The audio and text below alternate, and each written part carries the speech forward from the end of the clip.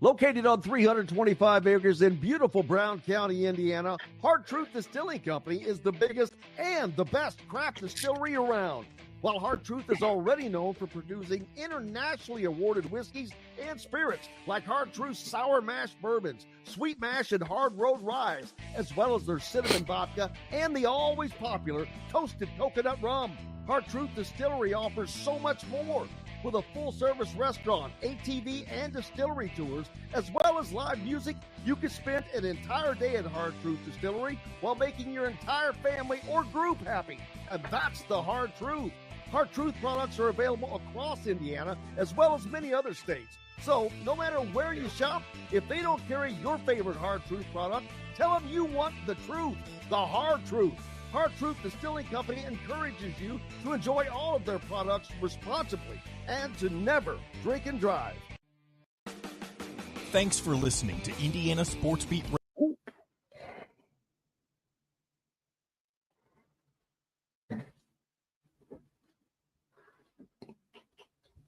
Welcome to Indiana Sports Beat Radio, brought to you by the Hard Truth Distilling Company in Brown County, Indiana. So for the thousands in attendance and the millions watching around the world. Time!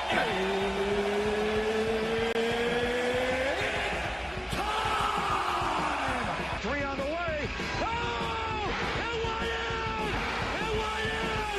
And Indiana wins the ball game! And that's the bottom line because Stone Cold said so. Know your role and shut your mouth, you jabroni! Float game for the win! Tyrese! The terror! Don't you open your mouth about that! You talk them to the Rolex wearing, diamond ring wearing, kid stealing, woo! Wheeling dealing, limousine light, jet flying, son of a gun! Taylor's gone! Jonathan Taylor! Goodbye, touchdown, Indy! Not a game, not a game, not a game. We talking about practice. I'm never taking a back seat for anybody and don't plan on starting now. Woo! I-U America! They got a football team now! It's pretty simple, I win. But there's no doubt about it, yeah, you mean Gene Okerlund. You know that I'm the cream of the crop. Now, from the Hard Truth Studios, here's Jim Coyle. Hello, sports fans. Welcome to the Hard Truth Distilling Company Studios. High atop Brick House, number 1 on this Monday. Thank you for being with us. Don Fischer will be joining us, as well as Dustin Dopirak. Hopefully Greg Rakestraw will be along as well. Plenty to talk about. The new AP football poll is out. Indiana football number 5 this week. Now we wait to see what happens in the college football poll tomorrow, which is actually, that's the one that's most important, but none of that matters right now until Indiana plays their next game. Let's be honest, but we'll get to that as they'll take on Ohio State, coming off of a gigantic win over the Michigan Wolverines for just the 4th time in over 6 decades. So congratulations to Curt Cignetti and the entire staff. Basketball picks up a win yesterday after a very slow start, kind of an uninspired start, and but they managed to get it together and put the kind of effort together that they probably should have from the start. We'll talk about that. We'll hear from Coach Curt Cignetti, hear from Mike Woodson as well. Pacers, man, some bad news for the Pacers as Aaron Nesmith and Andrew Nembhard will be out for several weeks. And if Greg Rakestraw is able to join us, we'll talk about some high school football as the playoffs continue. And now they have moved into regional play coming up next. But 4th-ranked Brownsburg at 10-1 will get a chance to extend its season at least one more week and get a home game when Lawrence North, who is 11-0, visits for a 6A regional Crown on Friday night. So there's a big game, but lots of big games coming up in the on the high school side of things. And then, of course, Indiana's next football game is against the Ohio State Buckeyes, number 2 in the country currently. So there is plenty to get to. I hope you had a great sports weekend. It was a busy one on the Indiana campus as far as athletics. Of course, you had Indiana taking on Michigan on Saturday in another sold-out capacity Memorial Stadium, 53,082 people in a stadium that only holds 52,600. So pretty good when you can get in a few hundred more. And they did that. But more importantly, they got the win, a close one, a tight one. But that's going to happen. And if you don't believe me, look across the current AP top 25 rather, and you will see teams like Miami who took a hit and lost over the weekend. Georgia picked up their second loss over the weekend. And it is just not an easy deal in college football. Every game is tough no matter what. People talking about Indiana's schedule, it's a joke. The talk is a joke because every game is tough. Maryland went to Oregon, played them tough for at least a half. So congratulations to Indiana for several things. Number one, the win, as they get a huge win over Michigan, as I said. But this is the first time. Indiana is now 10-0. First time in school history they have reached double-digit wins. They continue to set records that they have never had before. This is the most wins in a season, obviously, the most consecutive wins. They have now the most Big Ten wins with 7, as they are 7-0 in the Big Ten Conference, still tied for the lead with Oregon. It's just amazing what is going on with the program, but we've been saying this for weeks. And it will continue to be the case as long as they keep, they don't even have to keep winning. It's going to stay this way regardless. This is an extremely talented team. And although they did get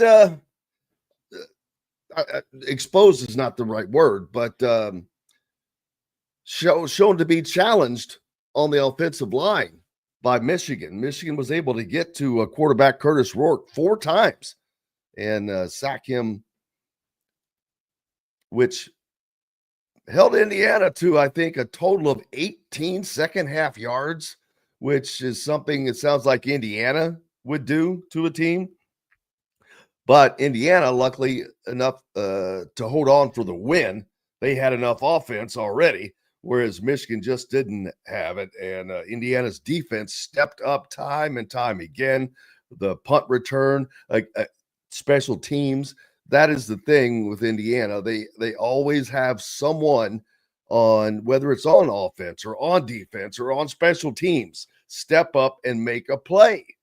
I've said that before, and it's true. That's the mark of a winner, because you have to have that. It's just like, it doesn't matter if it's in basketball. You're going to have different guys lead your team in scoring a lot sometimes, or sometimes the guy who leads your team in scoring just not going to have a night. Somebody has to step up. And that's always going to be the case.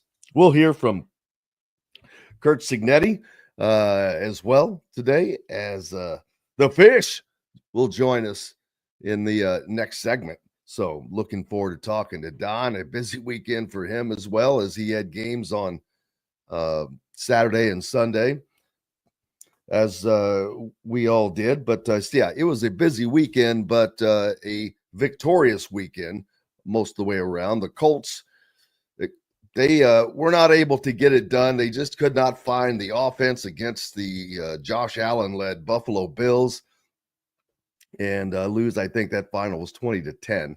So no offense for the Colts as they continue to be mired in that quarterback situation of Anthony Richardson not starting, not playing. Now you're playing Joe Flacco. You're kind of forced into that. What are they going to do? There's no point in if Joe Flacco cannot produce the offense, then it's ridiculous not to try to see what you can get out of Anthony Richardson. What can you get him to become? So we'll see. I would expect a change in that for the Colts coming up soon. It's just pointless to not do that. You virtually have to. That's why you invested the time, the money into him. Doesn't matter if it was the right pick or not. You have to make the effort to make it work now.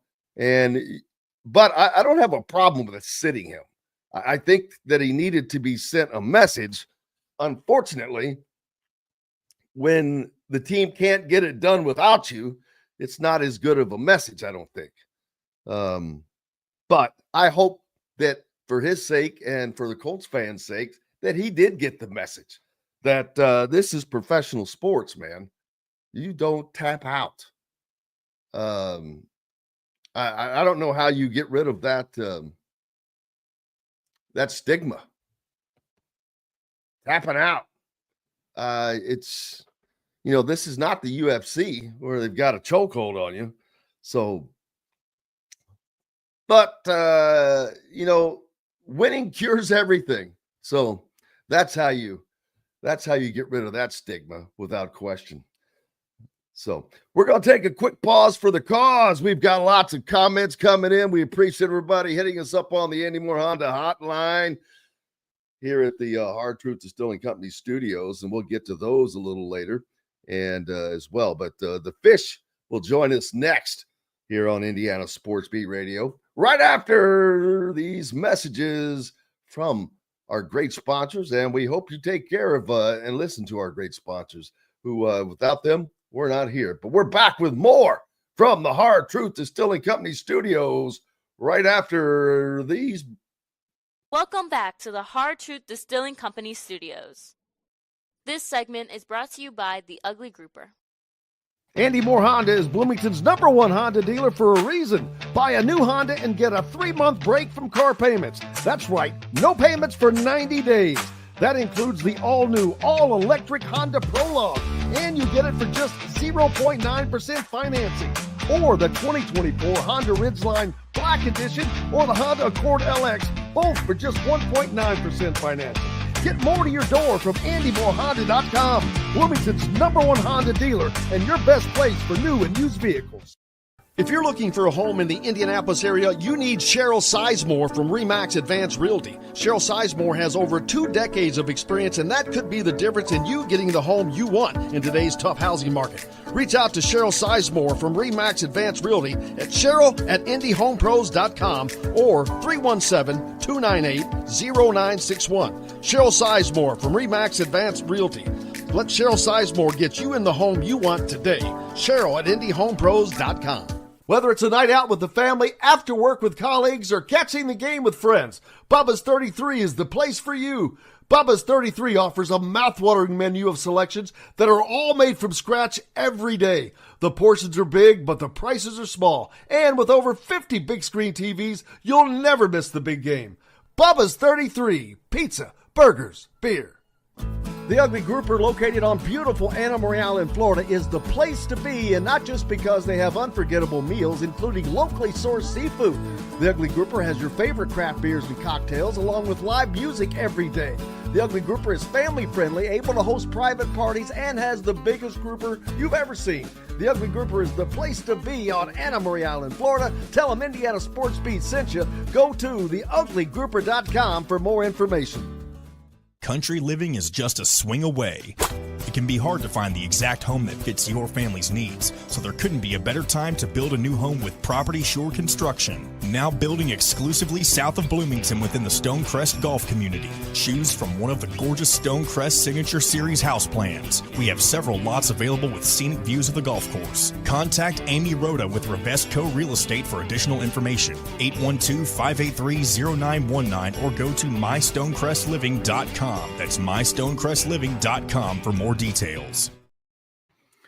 Welcome back, Indiana Sports Beat Radio here on this Monday after a big sports weekend. And waiting for Don to join us, Don Fischer, the voice of the Hoosiers, as he had a busy weekend, no doubt.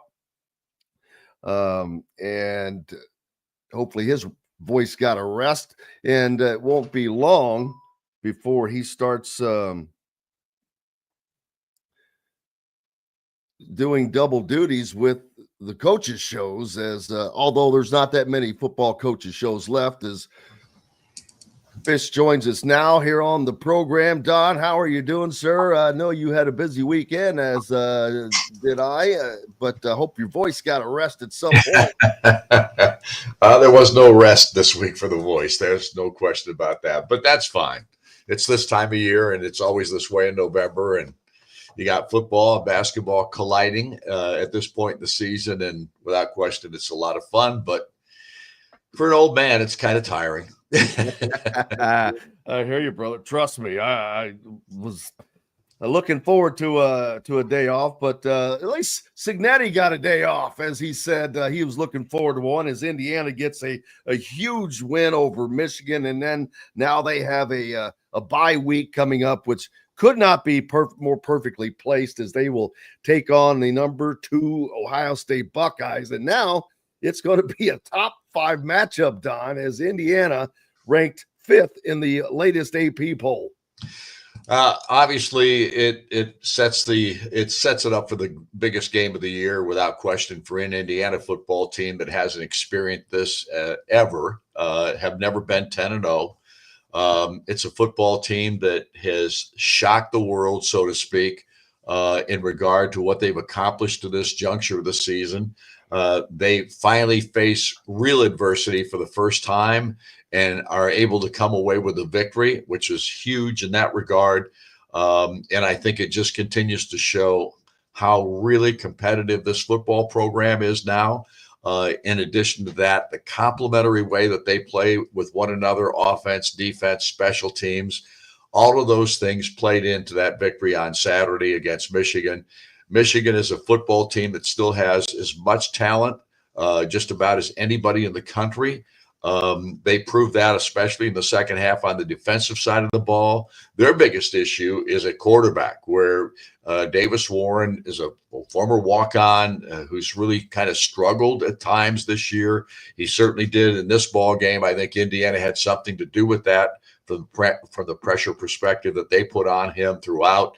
But he also made some pretty bad throws in that ball game.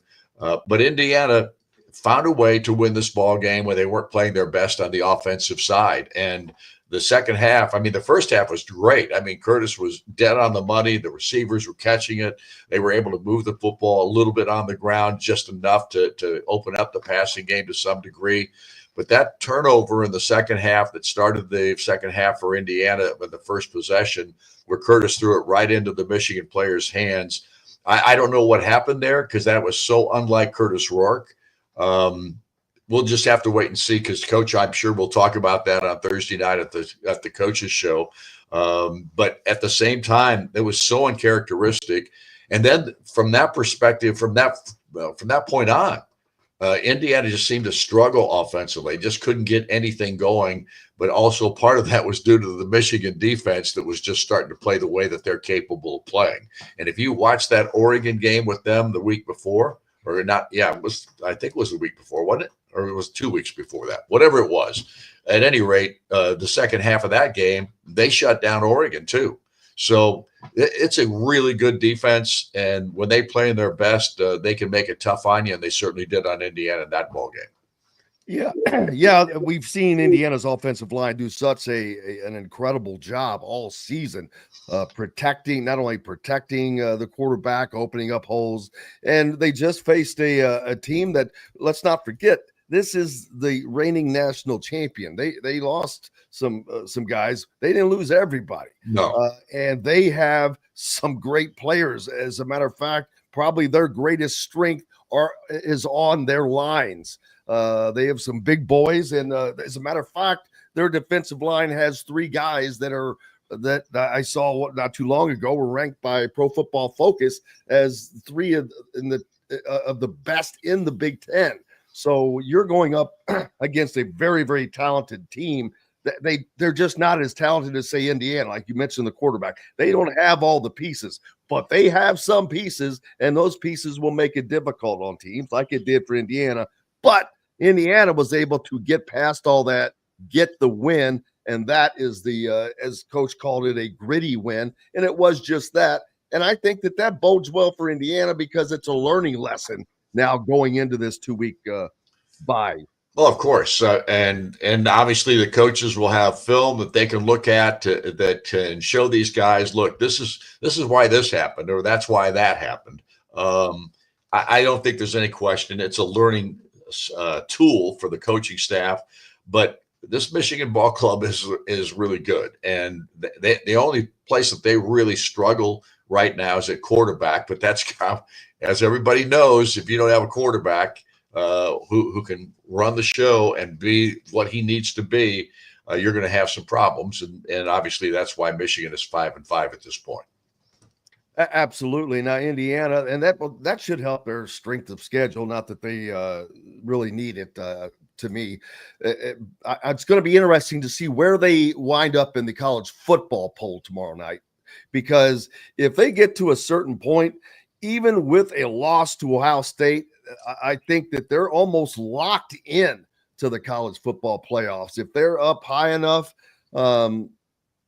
we'll have to wait and see how that all works out and shakes out. Of course, if they happen to win, Don, this is a semi-championship game of sorts, because the winner of this game between Indiana and Ohio State plays in the Big Ten championship. It's right. Cut and dry. So it's kind of a semifinal game. I don't think there's any doubt about that. And right now, that could be the only thing that Indiana's looking at this juncture. This is the game of the year, and it's the biggest game in Indiana football history. There has never been a game like this for Indiana since we've been involved. Obviously, I've been here 52 years. There's no doubt that this is the biggest game since I've been around, and I'm sure for most people it would feel like the same thing, especially when you've got a team that's unbeaten at 10-0. To go into a game against an Ohio State team that has lost once. They lost to Oregon, the number 1 ranked team in the country, and 4 of the top 5 teams in the AP poll that just came out are Big Ten schools, which tells you all you need to know about this conference. Yeah, and I thought all along that Ohio State is better than Oregon, especially if you put them on a neutral site. They probably should have won the game that they lost. It was just a little bit of poor clock management at the end of that game that probably prevented them. So I think that they're probably the best team in the Big Ten Conference. Penn State has not shown me enough as being a complete team, although this weekend they played really well. But there's been some shockers, man. Miami goes down and helped Indiana. Georgia gets beat. Iowa. How about you? If it wasn't for Kurt Cignetti, poor Deshaun Foster, as much grief as he's caught, if it was not for Kurt Cignetti, he would be probably deep in the conversation for Big Ten Coach of the Year. How about that turnaround? Yeah, there's no doubt. I mean, this has been an incredible year in the Big Ten. Obviously, you expect it was going to be a lot different because you got the 4 new teams a part of the conference. But right now, I don't care about any of that. All I care about is this next ball game, because that's the most important one, and that's always the most important one. That's the one coming up next, right? Absolutely, and we've got 2 weeks to get to prepare for that, so we'll get to talk about that again next week. Coming off of a basketball game, yesterday you were on the call for Indiana and Eastern Illinois, which another slow start for Indiana. but then in the second half, they just simply imposed their will. And I noticed stat-wise, the paint points were not that far apart in the first half. The Eastern Illinois outshot Indiana from the beyond the three-point line, but then in the second half, Indiana shut the paint down against Eastern Illinois and pretty much doubled the score there.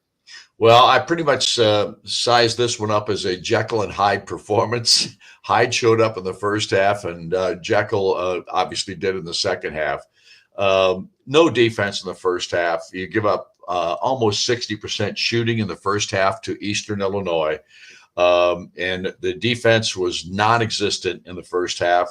Then they come out in the second half. I think Eastern got a bucket or two to start the second half, but then Indiana just shut them down. I think they wanted a 24-2 run, something like that, just to take the game out of Eastern's hands. And from that point forward, just dominated the rest of the contest. So the difference in this ball game was all on the defensive end of the floor, no question. In regard to what Mike Woodson must have said at halftime, it had to be pretty stirring because they came out with a ton more energy in the second half. I thought Umar Ballo was a different player in the second half of this ball game. Actually, I thought his energy was pretty good even in the first half, but the second half, you could just see a difference in him. Trey Galloway continues to absolutely make everybody that's a Hoosier fan love him because he just plays so hard.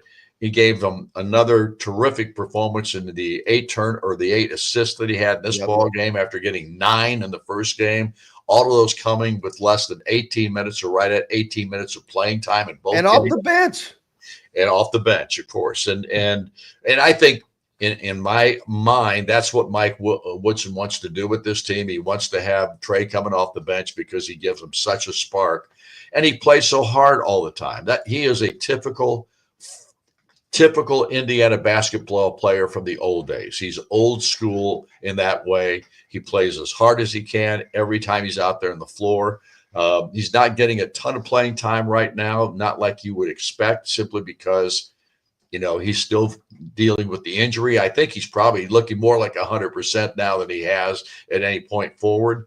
But the key here is to keep him healthy because he is such an integral part of this basketball team. Yeah, and he's a tremendous sixth man. I mean, you got a guy that has given you 17 assists off of the bench in 2 games. That's crazy. Most teams don't have starters that have done that for them.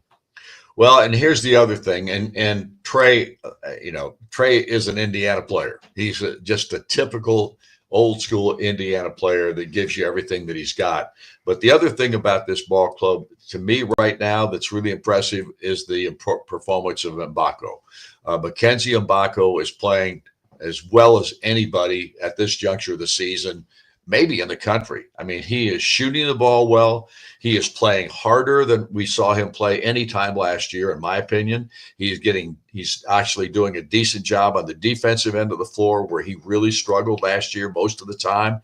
And he is making shots and obviously the leading scorer in the first 2 ball games of the season. So we're looking at a guy that's made another jump up the level, so to speak, in regard to his play. And I think Malik Renew is playing tremendous as well. And I would say the good thing that came out of yesterday's ball game from that perspective is that Malik and Ballo on the same floor at the same time, they can play together. A lot of people thought that might not be the case, that they would be bogged down, so to speak, to playing as fast as Mike Woodson wants to play. I didn't see that in yesterday's ball game. I thought they were great on the floor together. No, especially if you look at their numbers, man, from field goal shooting, the 3-headed monster, they were like, it was 23 of 32 or something. It was very, very high shooting percentage. Malik Renew is 80%. Ballo 80, or not 80%, but he was 8 of 12. Ballo was 80% at 8 of 10. And then the shooting numbers for Mbako, 7 of 10 from a guy who's shooting the ball. He's not getting his shots at the basket. He's shooting the ball. So that's a really high shooting percentage. And I agree, he has established himself as the guy for this Indiana team. Well, I think, and the other thing about Mbako is, last year toward the end of the season, he started driving to the basket This year, you're seeing it right here at the beginning of the year when they can come out and double team, or if he can split defenders, whatever, he goes right to the rim, and he's not afraid to do that. Last year, he was not that aggressive throughout most of the season until right at the end, the last 4 or 5 games, he started taking the ball to the rim. And Mbako has grown an inch on top of everything else. He's bigger, he's stronger, and he's obviously more confident than he's ever been since he's been on the floor for IU. So I think he just gives Indiana another piece that they can work with big time. And I think the biggest thing right now for Miles Rice, the point guard for Indiana, just to let this game come to him a little bit more. And because I think at times he's pressing. It looks to me like he presses a little bit sometimes. And if he stops doing that and just gets confident and starts distributing the ball like they want him to, because he can shoot too. I mean, he's a good shooter. So I think they've got the pieces to be a really good basketball team. There's no doubt about that. We'll find out a little bit more about them this week because South Carolina, even though South Carolina is 1-1 at this juncture, Lamont Paris, who's their coach, he was a former assistant at Wisconsin for 7 or 8 years, something like that. This guy did a great turnaround with their program at South Carolina a year ago. They had the best season that they've had in years, got them to the NCAA tournament. And I think they're finding themselves a little bit too here in the early going of the season because they've got guys that left and had to go because of graduation, that kind of thing. But they've got enough pieces. They're going to be good too. And they're a big ball club. They got a lot of big players. Absolutely. Coaches show this week on Thursday. Is this the last football coaches show? No, it'll be the second to the last, but it's the last live show. This show coming up will be the last live show at Hoosier Hanks in Bloomington on Thursday night, 7:05. Of course, the show begins. We're having a show this week, even though it's a bye week, because next Thursday, a week from Thursday, Indiana's basketball team is on the floor. So we got a basketball game that conflicts. So we decided to have the talk show with the coach, even though it's during a bye week. And then we will have our last show of the season, Purdue week, but it'll be on Wednesday. It'll be on tape because obviously Thanksgiving is on Thursday, and we don't do a show on Thursdays on Thanksgiving. When is the first basketball coaches show? We already had it. Okay. That was October 28th. We had that show after the first exhibition game with Tennessee. And the first women's show is tonight at 7:05 at Hoosier Hanks, and Austin Render will, of course, host that show. A little bit different schedule this year for the basketball shows. Coach Woodson will have 9 shows during the season, and Coach Morin will have 4 shows during the season, 13 shows in total. You need to get a schedule to figure it out. I was getting ready to tell you, and Don was kind enough to hand those out last week. You didn't get one, did you? I did. It's in my bag downstairs. Oh, look at it. Dang it. I got to put it up on the wall here. Trust me. That's what's going to happen next. I promise you. Don Fischer, the voice of the Hoosiers. Thank you so much, sir. Thanks for having me, Jim. Appreciate it. Yeah.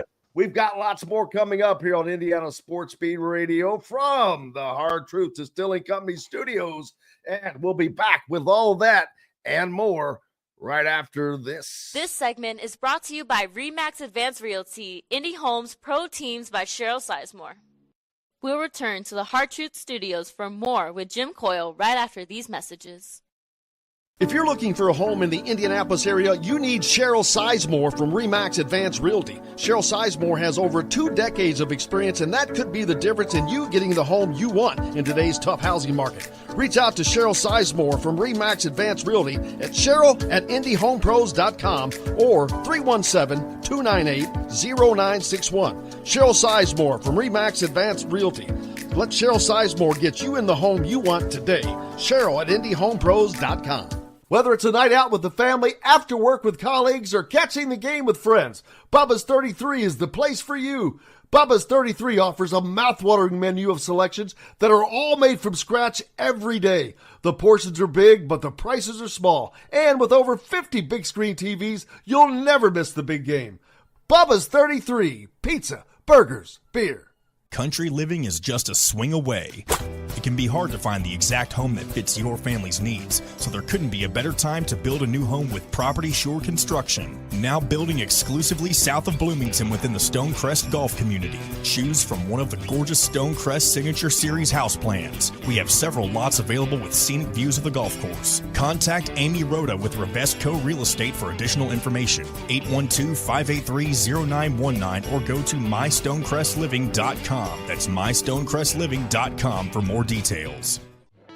Know a team or group needing a fundraiser? Boost Fundraising raises more money faster and offers the most unique and user-friendly online fundraiser in the nation. Your team receives personalized fundraising pages for each team member. Free team-branded promo gifts shipped to each donor. Boost Fundraising does it all. Sports teams, marching bands, charity causes, and community groups. Go to boostfundraising.com and be sure to enter the promo code COYLE, that's C-O-Y-L-E, to receive a discounted fundraiser. Located on 325 acres in beautiful Brown County, Indiana, Hard Truth Distilling Company is the biggest and the best craft distillery around. While Hard Truth is already known for producing internationally awarded whiskeys and spirits like Hard Truth's Sour Mash Bourbons, Sweet Mash, and Hard Road Ryes, as well as their Cinnamon Vodka and the always popular Toasted Coconut Rum, Hard Truth Distillery offers so much more. With a full-service restaurant, ATV, and distillery tours, as well as live music, you can spend an entire day at Hard Truth Distillery while making your entire family or group happy. And that's the Hard Truth. Hard Truth products are available across Indiana, as well as many other states. So, no matter where you shop, if they don't carry your favorite Hard Truth product, tell them you want the truth, the Hard Truth. Hard Truth Distilling Company encourages you to enjoy all of their products responsibly and to never drink and drive. Welcome back to the Hard Truth Distilling Company studios. This segment is brought to you by the Rusty Gator. Welcome back, Indiana Sports Beat Radio, here on this beautiful Monday. I hope you're having a great start to the week after a good weekend. A busy weekend for some of us, but a nice one nonetheless. A little rain fell in, but not too much, as we await the arrival of Greg Rakestraw to catch up on the Colts and high school sports from this past weekend, as Indiana football playoffs are definitely underway. They will head into regional play this weekend, and that is always a fun time. Some of the best time of your life if you're a player. It's just one of those things that sticks with you, that you get to do. Football is unique because think of the kids that never get to play that sport again once you leave high school. Not like that. In basketball, there's always kind of leagues or something, but football, that's it, man. Unless you're going to college, unless you're fortunate to play for a school like Indiana, who is now rolling, become a football school, no less. How about the Big Ten, the fact that they're in the top 5 of the AP poll? While that has no bearing on the college football playoff poll, it does, I think, psychologically. I think that the college football playoff committee, there's no way to not know that is there. And the fact that the AP poll is kind of, I don't want to say disrespected Indiana, but they have been slow to come around.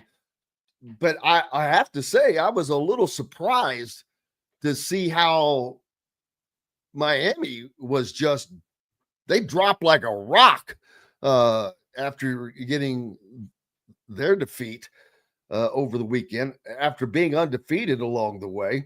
And Greg Rakestraw joining us now. Greg, how are you doing, buddy? I'm sure you had as busy a weekend as the rest of us, as you normally do. Very much so. Another busy weekend for me. Hope all is good with you, and obviously all is good for the Hoosiers these days. Absolutely. I was just talking about the fact that the college football poll has no bearing with the AP poll, but there's no way that that information doesn't seep into the minds of those who are involved with that, because Indiana was not getting quite the respect that some teams do, but now they look to be getting that and more with 4 Big Ten teams in the top 5. That's nuts. I would say this from the Indiana perspective. I think they won the game, which was the most important thing. Did they dominate by Michigan standards? What is a down team or an average team? No. But I think that's also the last chance for style points to matter. And I think they have done enough, and the results around them have kind of fallen in their favor. I don't think they're going to be dinged too much by the fact that they were just okay in beating Michigan. Again, in the history of IU football, there has never and will never be an ugly win against the Michigan Wolverines. All right. It's true. But now again, it's Ohio State, where you've got a chance, and that's all that matters. And frankly, Purdue is so bad. It just doesn't compute that Purdue would give Indiana much of a game in the bucket game this year. And so now it's just a matter of, you are playing for history. And I think the worst case scenario, which is crazy to say for Indiana football, is that you're 11-1 and you're not in the college football playoff. And the scenario in which you would not be in the college football playoff is if you go to Ohio State and you get housed and you get embarrassed, then you would not be in that top 12. I think if they are competitive, I think if they have a chance to win the game in the fourth quarter, I think this is a college football playoff team. I think that's the worst case scenario, which is insane to say about Indiana University football.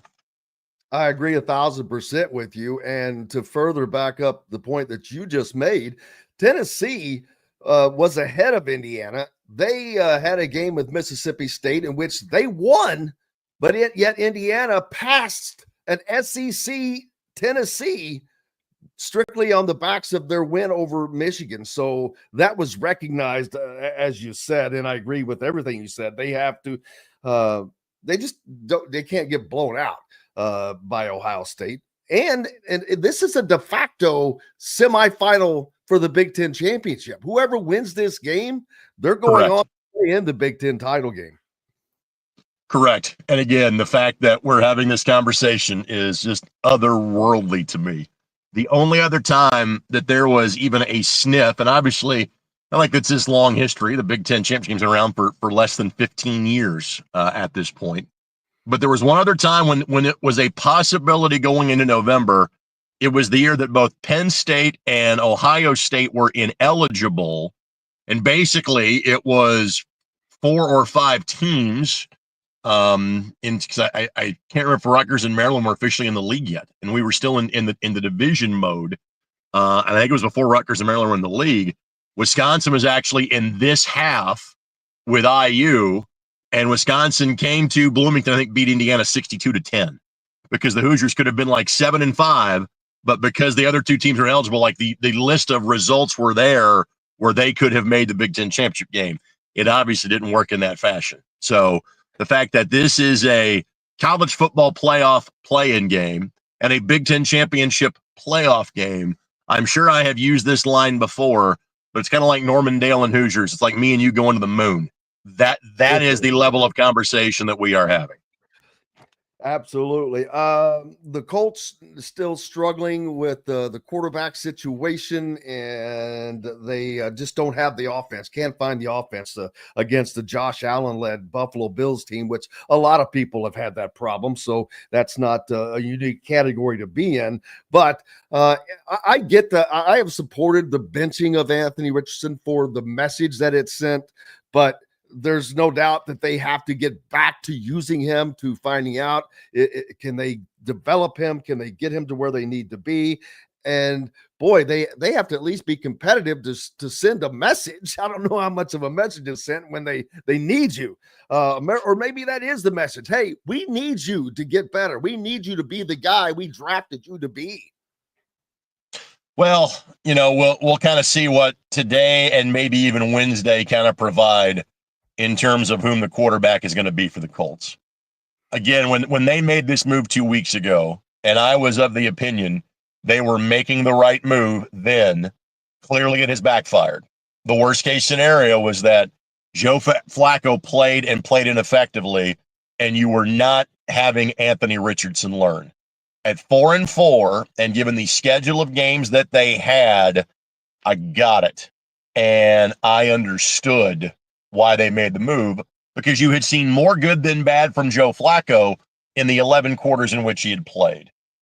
Now, you just kind of shrug your shoulders, and it's like, listen, you've now seen back-to-back weeks from Flacco where he's been far from good. If you're going to have a quarterback making interceptions and making bad throws, let it be the rookie who still has a way to beat you with his feet. Let it be the rookie who has a chance to learn. I know he's not a rookie. It's his second year, but really it is his, rookie season. So I am, we'll see what happens the next couple of days in terms of the quarterback position. If the Colts logic is, hey, we're still have a chance to be a playoff team, which they are. The AFC is a gift that keeps on giving this year. They're a game back of the last playoff spot at 4-6. Then maybe I get it. But again, it's hard to justify keep playing Joe Flacco when he has played the way he has played the last 2 weeks. I agree 1,000%. I could not see there being any benefit going forward. Indiana high school football playoffs are now reaching the regional level, and I'm sure you had a busy Friday night with that. I did. Lawrence Northern Cathedral with LN beating Cathedral for the first time since 1983. Now they don't play on a regular basis. In fact, they have played nothing but sectional games over the course of the last decade. The previous 4 having gone to Cathedral, and last year's was 20-3 in favor of the Irish. This year was 24-7. The Irish defense still gave LN fits. Their starting quarterback in Tanner Peslett threw 3 interceptions in the first half. But what their defense did was outscore Cathedral. Their defense had 2 return touchdowns, both by Breck Mallory, son of head coach Patrick Mallory, a pick 6 from 42 yards out in the first half, a fumble, scoop, and score for 26 yards in the second half. What they also did was knocked out Cathedral starting quarterback, not literally in terms of Cameron Coors, but knocked him from the game at the end of the second quarter. You don't often say this about high school defenses. LN was punishing in the way that they played defense on Friday night. Warren Central is kind of similarly locally in terms of a defense that can really rough you up and really kind of make you question your commitment to football in terms of how they play. So LN's offense was slowed as much as it has been all year, but their defense is what got the job done and got them to the regional round. Well, they will take on Brownsburg. Brownsburg has not made it past the regional level since they have made the jump to 6A. LN has never made it past the regional level in school history. And these are, 2 of the teams that have been ranked number 1 in the state this year, with LN being the current number 1. That'll be my game on Friday night, and I'm very much looking forward to it. I bet there are probably some. What are there some of the biggest, besides the game you'll be doing? Some of the other big games coming up this Friday night. Sure. The way the rankings worked out and the way the draw worked out, not many of the ranked teams have run into each other so far in the tournament. LN and Cathedral will be one of them, but Center Grove kind of has their own path that's pretty easy just from geography into the regional round. Warren has probably maybe 3 of the worst 6A teams in the Metro Indy area in their sectional. And so you can almost set your watch to it that Warren and Center Grove play each other in the regional every year. And that's kind of exactly where we are, that game at Warren Central. Fishers and Westfield will meet kind of in the northern half of the bracket in terms of 6A. The 2 expected teams in the far northern part of the state made it to the regional round in terms of Carroll and Crown Point. Crown Point is the favorite in that game. Crown Point is unbeaten, but Crown Point really just isn't able to play much in the way of 6A competition. They're the only 6A school. Maybe Lake Central is in that group, as I say that out loud, but they play in the Duneland Conference, which has several of the top 50 enrollments in the state.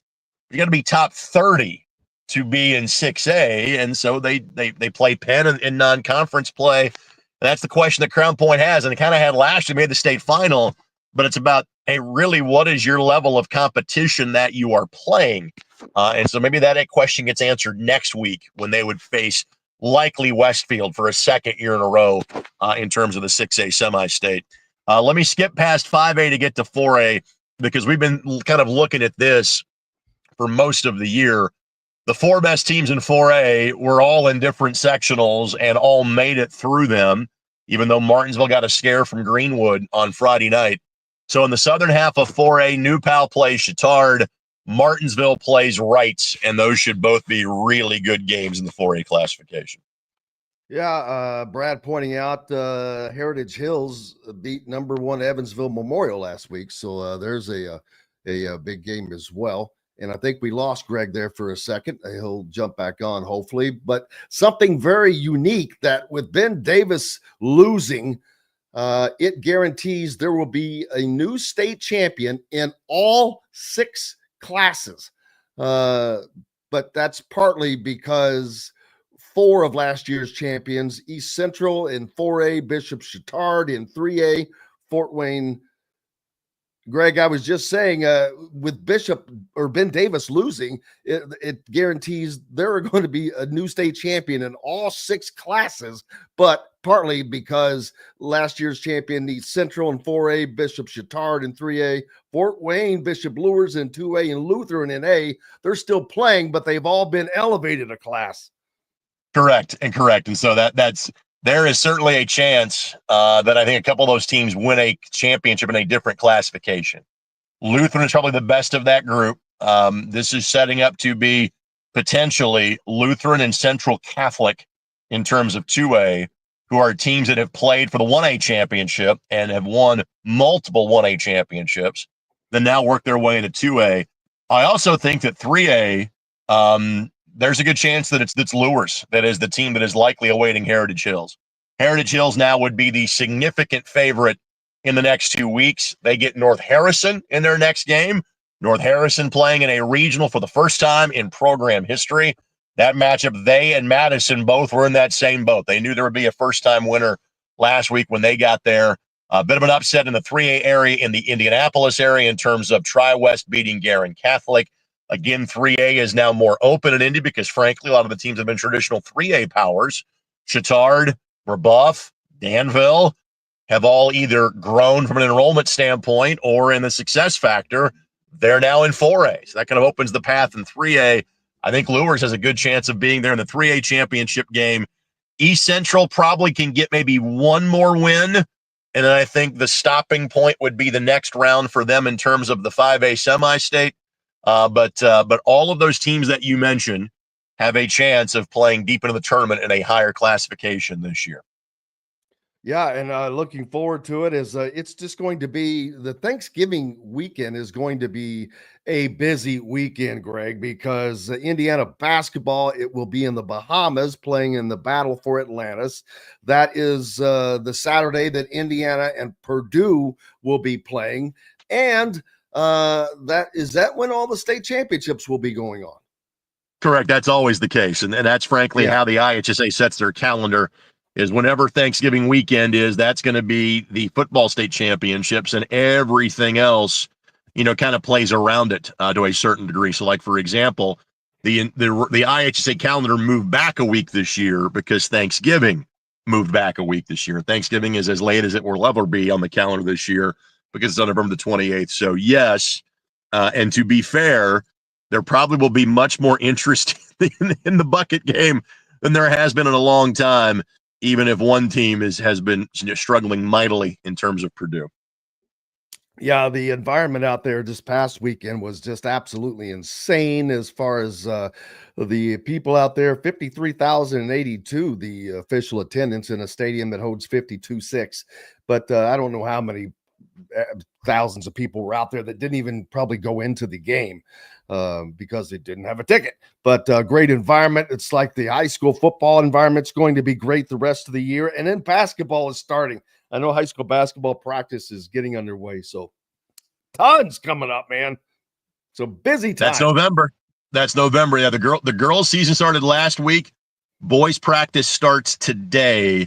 And then the boys season for a lot of teams will tip off either 2 weeks from tomorrow or Wednesday. Usually everybody tries to get one game in before Thanksgiving.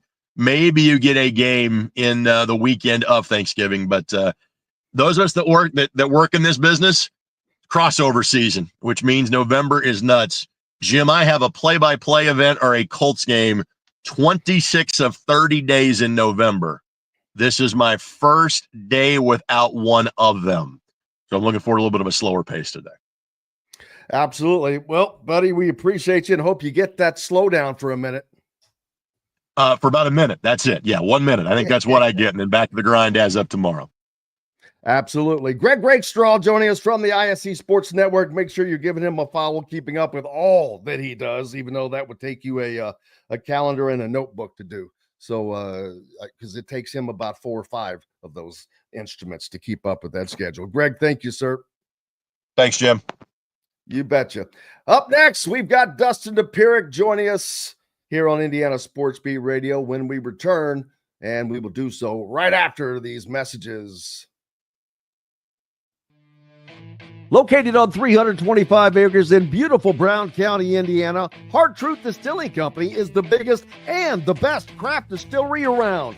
While Hard Truth is already known for producing internationally awarded whiskeys and spirits like Hard Truth's Sour Mash Bourbons, Sweet Mash, and Hard Road Ryes, as well as their Cinnamon Vodka and the always popular Toasted Coconut Rum, Hard Truth Distillery offers so much more. With a full-service restaurant, ATV, and distillery tours, as well as live music, you can spend an entire day at Hard Truth Distillery while making your entire family or group happy. And that's the Hard Truth.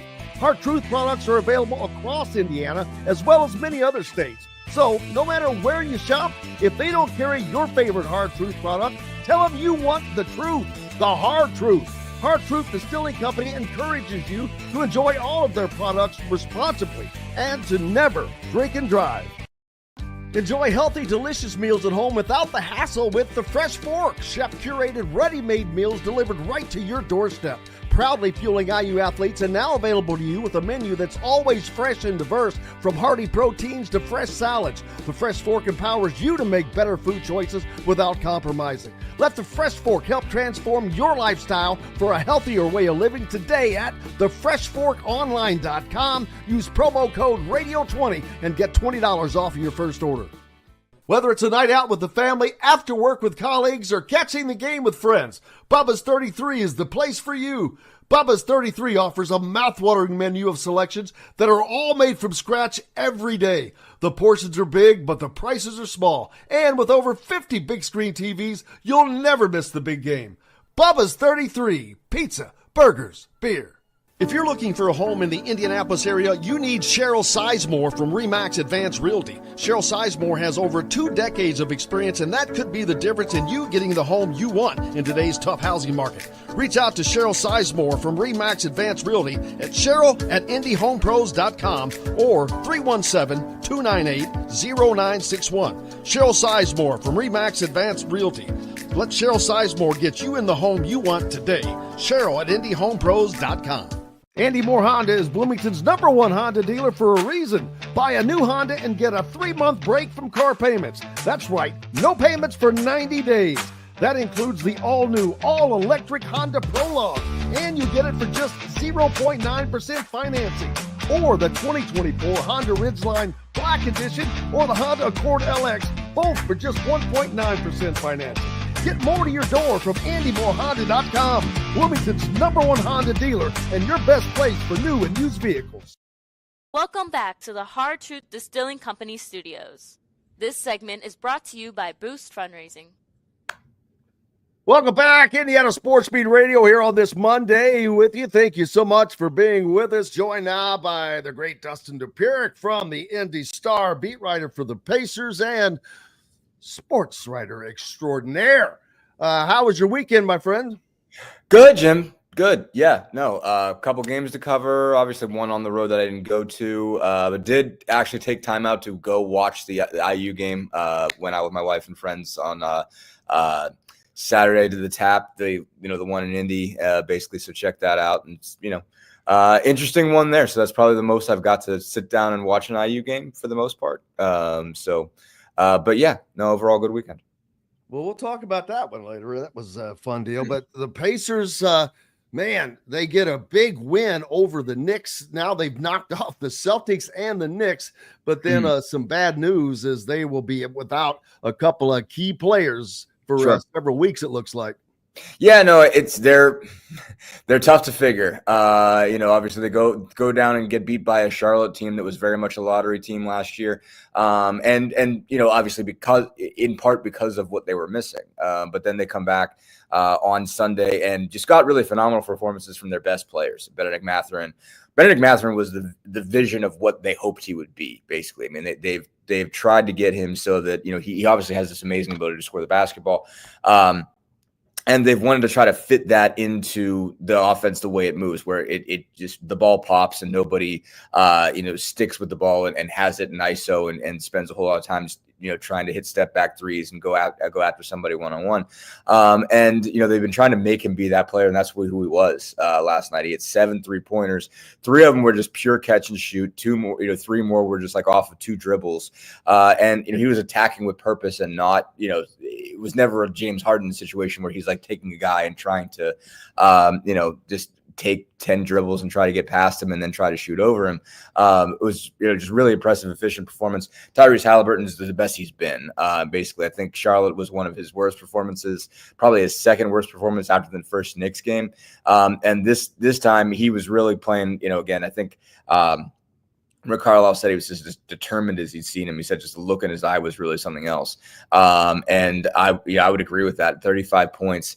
It was getting downhill, got a bunch of his baskets going to the rim, but also shot it really well. And probably the best he shot it from outside was, delivering the ball really well, setting guys up. Best, just again, in a year where he's really struggled, where, he has not been at that all-NBA form at all. He really looked like himself last night. They got a great performance from Miles Turner as well, and Pascal Siakam. So those 4 guys really have to carry them because they're missing Aaron Nesmith for a couple more weeks, at least until December, Rick Carlisle said, with a sprained ankle. Andrew Nembhard has been dealing with knee tendonitis, and I guess they're shutting him down for a couple weeks after that's flared up on him a couple times. They've already got the 2 centers down with Achilles tendon tears with Isaiah Jackson, James Wiseman. Those guys are out long term. Probably won't play again this year. They'll be fortunate if they get back by April. I know Obi Toppin's got an ankle thing now, so he missed a game. Don't know how long he's going to be out. So they had to dig deep. I mean, they had to play Quentin Jackson and Enrique Freeman, 2 guys they've got on 2-way contracts. Johnny Furphy's barely played. They had to throw him in the fire. So they really needed the big guys to step up, and their big guys really stepped up. I mean, I think they got between Halliburton, Mathurin, Siakam, and Turner, they got well over 100 between the 4 of them. I think they had a combined 73 between Mathurin and Halliburton. Mathurin and Halliburton are the first Pacers players to score over 35 in a game since the playoffs in 2000 when Jalen Rose and Reggie Miller did it. No Pacers have ever done that in regular season play. It's been done 3 times in the playoffs in their history, only once since they've been in the NBA. The other 2 times were in their ABA years. So that really says something about how good Mathurin and Halliburton were.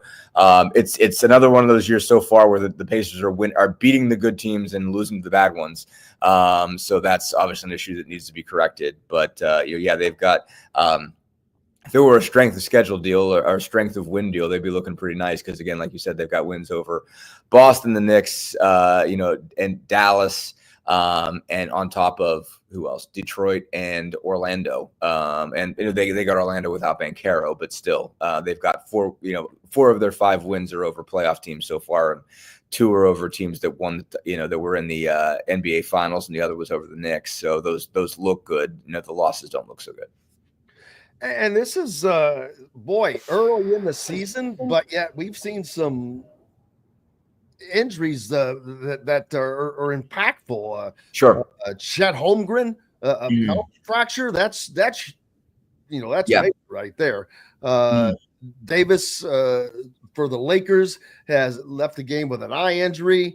Who else was KD out with a calf strain? So some big players right now, as we're not quite to the in-season tournament, but not that far away either. Yeah, no, I mean, just tough breaks on a lot of those. So I don't know, there's, You say something about lower leg stuff has been an issue. I think that across the league. Don't know if that's a wear and tear type of deal.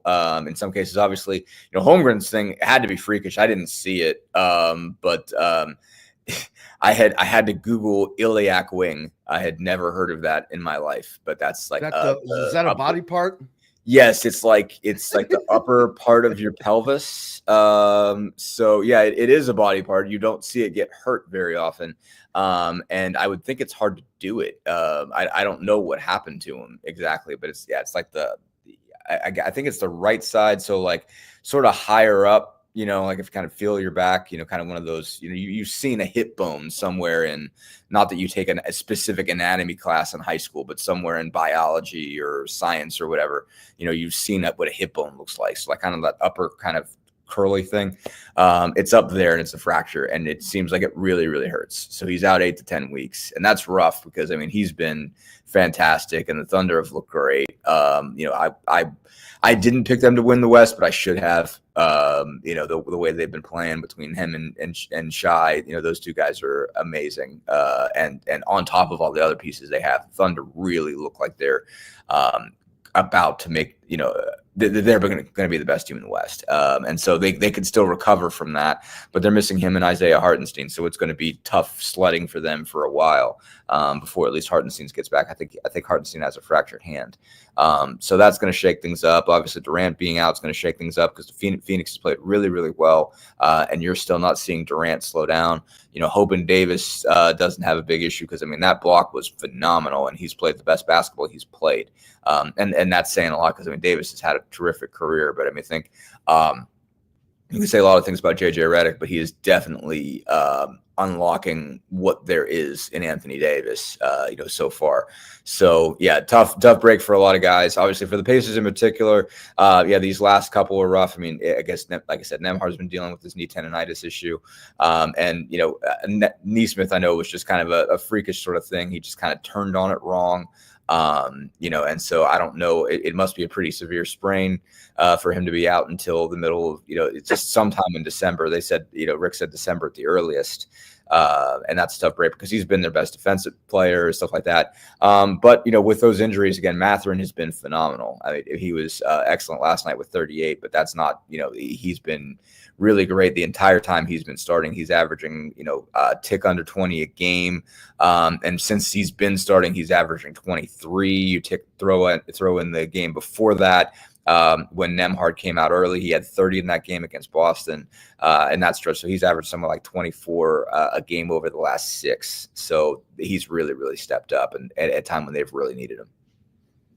And the Lakers we now have seen the first game for Bronny James in the G League, as he was making that start. At the same time, it was pointed out a week or so ago that Jalen Hood-Schifino's option will not be picked up by the Lakers. So obviously, Bronny James' guaranteed roster spot had to play into that somewhat. Of course, Jalen Hood-Schifino had the option to play out of that. The better you play, if you're playing well enough, they're not going to do that. But I don't know how much one played into the other. Yeah, I don't know. I know that was what everybody jumped on, and I hate, I hate this story. Because I don't feel I don't like it doesn't have a bother vested me. interest, number one. Right. It doesn't bother me that they're doing it. It doesn't bother me, because it is something. It's pretty wild that it's never been done. It's pretty amazing that this is the first time we've ever seen this. Obviously, we saw this with the Grizzlies. But if it's not deserving, is it? I get it. I guess the thing is, on the other hand, I see, again, they're paying James Johnson to look scary right now. That's his job, and it's effective. Don't get me wrong. But James Johnson barely plays. But and you could argue they won a series because James Johnson stepped out, looked at Bobby Portis, and said, "You're not going to do this today," and sit back down. And that was a turning point in the series. And it's a bizarre thing to say, but it is. And so it's considering that they're paying James Johnson a couple million a year to Like, I mean, he's a great locker room personality. He's doing a lot what Udonis Haslem has done for how many years for the Heat. So you rarely use your 14th guy, your 15th guy in the NBA. And so it's like, on one hand, it's like, all right, like, considering that, it's like, all right, if you're trying to make the best player ever happy, and allow him to experience the thing that nobody else has ever experienced because of what he's done for the league. I have a hard time really being mad about it, because it's just like, all right, like, it's, would Bronny have ever got there if not for his dad? I mean, he probably would have got there, like if his name is Bronny Jones and he never, like, would he have eventually made the NBA if he did 4 years at USC or somewhere else? I lean yes. Ultimately, I lean that he would get there. I mean, again, like, it might be a similar situation like this where he got on a two-way and spent a bunch of his years just going back and forth and maybe ended up in Europe. I don't know. It's like, so the fact that this happened, is it a grand sin being committed against the game? I don't think so. Again, it doesn't bother me, in part because of the contributions that LeBron's made to the game, to the Lakers, to everybody else. And, again, when you're fighting for one of those last roster spots, you're in a tough place anyway. I tweeted this out saying, all right, I think Jalen, this is a tough break for Jalen because he's barely got to play because of his injuries and everything like that. And a whole bunch of people jumped on me. It's like, man, he hasn't even been good. And I'm like, okay. I mean, I think he's going to, I don't know. I mean, I was impressed with him at IU. I was impressed with him in Summer League. So, like, we'll see. I mean, I imagine one, leads to the other in some way, shape, or form. It's connected. So it's sort of like waiting for, okay, who is going to be the person who ultimately suffers for this? There's going to be some downwind. So I don't know. They're both going to play with the South Bay Lakers. They're both going to get some G League time. And so it's like, all right, well, if it becomes clear that, okay, he's one of the best players ever, 5 Left. He's top 5. 5 Left said LeBron is not the best. He's the all-time leading scorer. He's won 4. He's definitely one of the best all-time. He's an all-NBA player, and he's going to be 40 this year. Yeah, he's going to be an all-NBA player. He's a different beast. There's no doubt about that. So, I mean, he is rare. Let's be. And I don't have a problem with it either, as long as if they would put an asterisk with it that said this happened because of LeBron. Well, where would that be though, Jim? I know. I'm being facetious and being a little hard to right. I acknowledge that. I mean, we use the term asterisk a lot, but it's like they don't. We're making something in our minds. It's in my mind. There's one asterisk in existence, as far as I know, is that they I think put in it, like the baseball put in its record books an asterisk next to Babe Ruth saying that he did this, just to note that he did it in 154 when he had 60 home runs and Maris needed 162. Because they were that all about Babe Ruth's legacy at that point. Basically. That's the only one since. There's no asterisk next to Barry Bonds with 73 or 76, 762. That doesn't exist in the Major League Baseball record book. We talk about it as though it does, and it's not actually there. So this is kind of where I'm at with Kay McBride. I actually agree with this. I do. I have to say I do as well. And for those of you, the comment is corporate America has nepotism everywhere. Let the Jameses have this one. I think that Bronny will take advantage of who he gets to learn from. If he doesn't make the Lakers money, he'll be gone. So you know what? There's a lot of truth there when you stop and think about it. Hell, there's nepotism in sports. How many want to go back? So right, they pointed out. I mean, how many owners? How many owners to get our family passed down? I mean, the Pacers are. The next owner of the Pacers is going to be a Simon. And so like that's the entire. And so that Colts.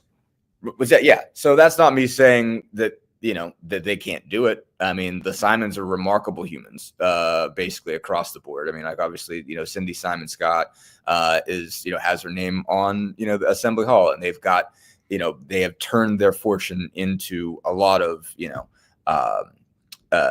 just charitable organizations and trying to, do good for people and everything like that. And obviously when you're dealing with that sort of generational wealth that is what it is.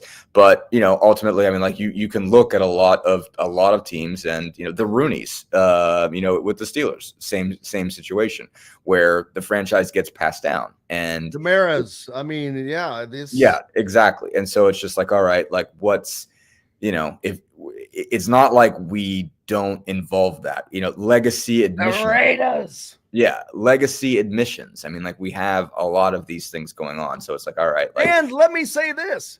If I was on the receiving end of that, probably not going to turn it down. I Sure. cannot tell a lie.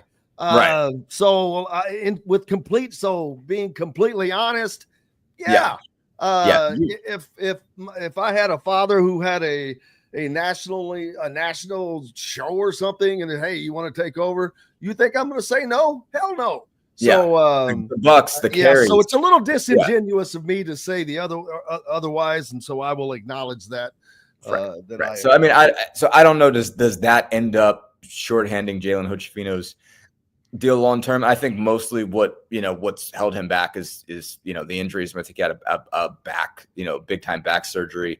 That's rough. That's not an easy injury to come back from, and that does take away a lot of what you can do. And I just saw a couple minutes of him the other night when he checked in, and it in a game they were winning by a bunch, and I don't know, not a lot stood out, but so we'll see. Again, and there will be breaks elsewhere. I mean, you do see obviously guys get a lot of opportunities. If you're a first round pick, even if it doesn't work out at your first place, someone else is going to look at you. I mean, obviously James Wiseman got the break with the Pacers, but again, he ends up with the Achilles tendon tear.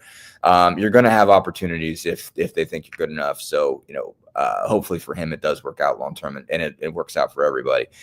So we'll see what it's like for Bronny long term. And it's interesting to me. I think they already sold out his first G League game, which is kind of odd to me. But we'll see what that looks like long term. And if that continues to be the case, then he is providing value. You don't usually sell out a lot of G League games. I'll tell you, I'm going to try to go to the Mad Ants game on Friday. I promise it won't be sold out at all. I hear that. And then getting back to the Pacers. So how much is this going to impact a Pacers team that the injuries to Nembhard and Nesmith? Yeah. Nesmith. How is this going to impact them? Because, I know they have other great, capable guys that come off the bench, TJ McConnell for one, and others, but their defense has been their nemesis. Is this going to hurt them in that regard? And at least it's the early part of the season, not the latter. Sure. Yeah, no, I mean, Nembhard and Nesmith have been their two best defensive players over the last 3 years. I throw Miles Turner in there, obviously, as a center, but in terms of, when they structure their, defensive game plan on a nightly basis, it's like, okay, who's Aaron Gordon and who's Andrew Gordon? Because, that's why they've still been in the starting lineup. Like Nesmith guarded Brunson at the end of last year, or in the playoffs last year, and that's how that series changed. Nesmith was on Middleton in the Bucks series, and that was kind of really good back and forth between them. Nembhard did a really good job of guarding Damian Lillard in that series. And just throughout, basically, when they've won games on defense, it's been those two guys leading the charge because Nembhard's 6'5" point guard, so that allows him to take basically every position 1 through 3. Nesmith is 6'6", like 220, plays tougher. And he's going back and forth between, he's guarded, every position 1 to 4. They keep pointing out that for a minute they needed him against the 76ers last year to go guard Joel Embiid. He didn't do a bad job of that for a couple of possessions. So those have been their two most trustworthy defensive guys. So to lose that, it really takes away a lot of what you can do defensively. And it takes just carves into their depth as a whole. I mean, you take the two centers, you take Nembhard and Nesmith, and then, Obi was out last night. I don't know how long he's going to be out, but I mean, so last night they were missing 5 guys. They've got 14 full-time contracts on the roster. So you're down to 9. One of those is James Johnson, who again doesn't play a whole heck of a lot. Again, James Johnson, just so he knows, in case he hears this, one of my favorite human beings. But and can kick the crap out of anybody at all, period. But he's not playing a whole lot of basketball. Johnny Furphy had a couple ankle injuries in the preseason. He's a 19-year-old rookie from Australia. Obviously played his college ball at Kansas, but hasn't got a lot of opportunity to develop. So he had to be thrown in the fire and played like 4.5 minutes. But my point is basically they basically had 8 guys, not even 8. They had 7 guys last night who were full-time contract guys. So they had to bring out their two-way contract players. The guys who have deals where they go back and forth between the Pacers and the Mad Ants. And so they had to play Quentin Jackson 11 minutes. They had to play Enrique Freeman almost 9. I mean, he's really their backup center at this point. Miles Turner had to play 39 minutes last night. And so that's kind of how it's going to have to be. I mean, especially if Obi's out. I mean, things get easier if you get Obi Toppin back because even though he's a power forward by trade, they've been able to play him at the center, even going back to the playoffs last year. So that makes life a little bit easier. But I mean, they're really stretching their depth. Last night was a win in part because, again, their top 4 were phenomenal, and you're going to get good performances out of them. By their top 4, I mean Halliburton, Mathurin, Siakam, and Turner. But last night's wild. I mean, I think they had 100. I think it was 113 points between those 4 guys. It's 73 between Halliburton and Mathurin. You throw in Turner, who had 26, and that's 99 points between 3 guys. So that's rare. You're not always going to be able to trust on that. Those guys are each just, Miles Turner's their all-time leading shot blocker, but the other 3 are just okay defensively. Halliburton, Siakam, and Mathurin.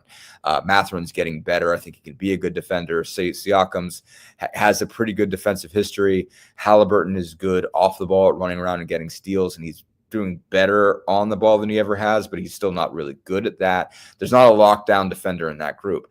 Ben Shepherd is taking on the toughest assignment. He was guarding Jalen Brunson out of the gate. TJ McConnell was guarding him off the bench. Those 2 guys are pretty good defensive players. They were missing McConnell the other night. It was because he was sick, and it was good to get him back.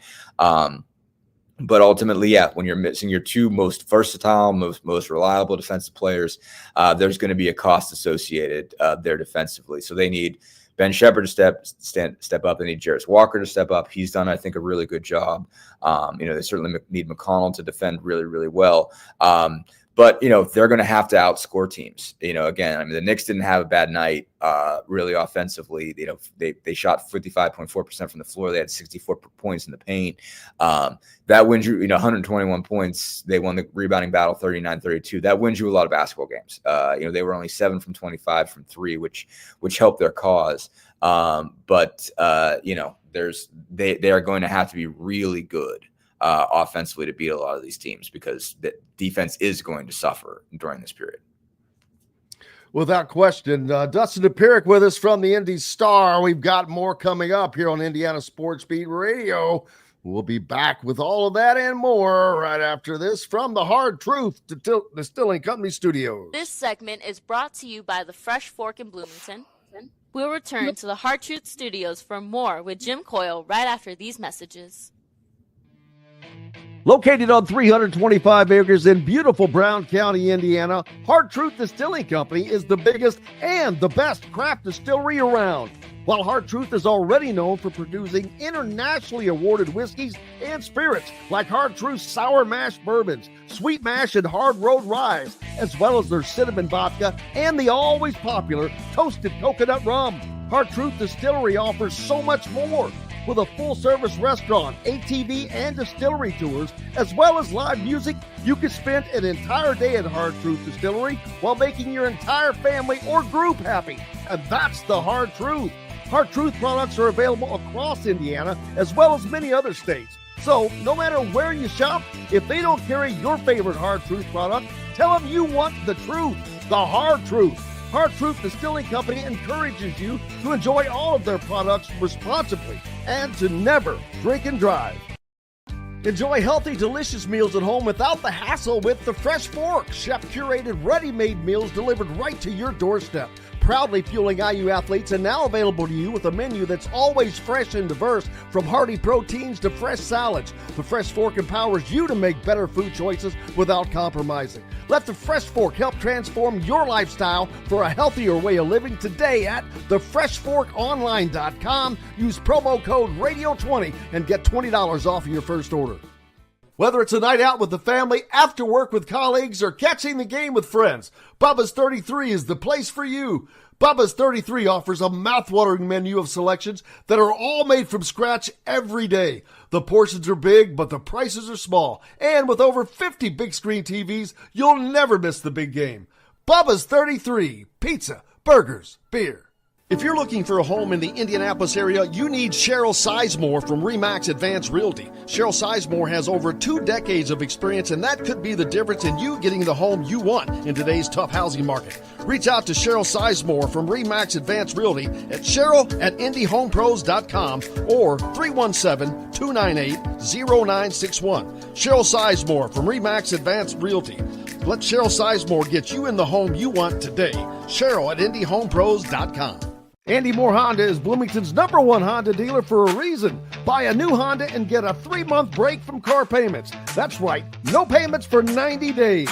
That includes the all-new, all-electric Honda Prologue, and you get it for just 0.9% financing.